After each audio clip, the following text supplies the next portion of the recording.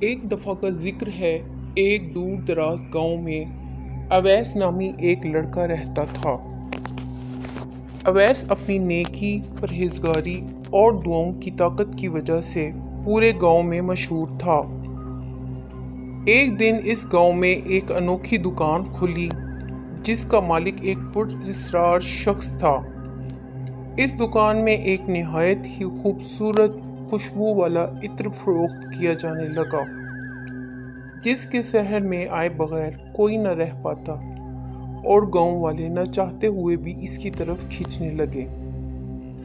گاؤں کے لوگ اس عطر کی خوشبو سے بے حد متاثر ہوئے اور اسے خریدنے لگے، لیکن جلد ہی گاؤں کے لوگوں میں عجیب و غریب تبدیلیاں دیکھنے میں آئیں۔ لوگ اچانک سے بیمار ہونے لگے اور ان کو ڈراؤنے خواب اور خوفناک خواب آنے لگے۔ ان کے چہرے پر ایک غیر معمولی مایوسی ہوتی اور وہ چلتے پھرتے زومبیز لگتے۔ اویس نے ان عجیب و غریب واقعات کا نوٹس لیا اور دعا کی کہ اللہ اس کی رہنمائی کرے۔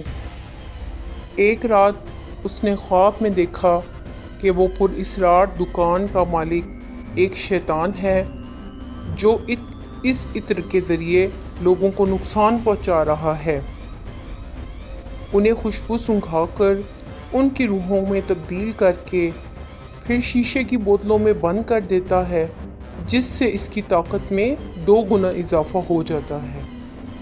اویس نے فیصلہ کیا کہ وہ اس شیطانی عطر کو ختم کر دے گا اور اس شیطانیت کو بھی ختم کر کے چھوڑے گا۔ اگلی صبح اویس نے نماز پڑھی اور اللہ سے مدد مانگی۔ وہ دکان کی طرف گیا اور دکاندار سے عطر مانگا۔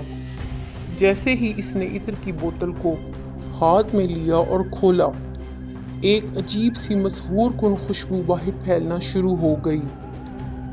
اویس نے جلدی سے اس پر سورہ فلق اور سورہ ناس پڑھ کے تلاوت شروع کر دی۔ اچانک دکان میں ایک زلزلہ آیا اور دکاندار ایک بھیانک شکل میں تبدیل ہو گیا۔ اویس نے ہمت نہ ہاری اور تلاوت جاری رکھی۔ دکاندار نے چیخیں مارنی شروع کر دیں اور عطر کی بوتل اس کے ہاتھ سے نکل گئی۔ اویس نے بوتل کو زمین پر پھینک کر توڑ دیا۔ اصل میں یہ وہ خاص خوشبو والی بوتل تھی جس میں شیطانی اور شیطان کی ساری طاقتیں موجود تھیں۔ بوتل کے ٹوٹتے ہی ایک سیاہ کالا دھواں ہوا میں نکلا اور فضا میں تحلیل ہو گیا۔ دکاندار زمین پر گر گیا اور اس کی روح باہر نکل کر غائب ہو گئی۔ اویس کے دیکھتے ہی دیکھتے تمام خوشبو کی بوتلیں غائب ہو گئیں اور ان میں قید روحیں آزاد ہو گئیں۔ گاؤں والے کھڑے یہ سب منظر دیکھ رہے تھے۔ انہوں نے اویس سے سارا ماجرا پوچھا۔ اویس نے ساری بات بتائی اور ان سب کو اللہ کا شکر ادا کرنے کی ترغیب دی۔ اگلے دن سے گاؤں کی زندگی اپنے معمول پر آنا شروع ہو گئی اور سب نے اللہ کا شکر ادا کیا اور سب ہنسی خوشی رہنے لگے۔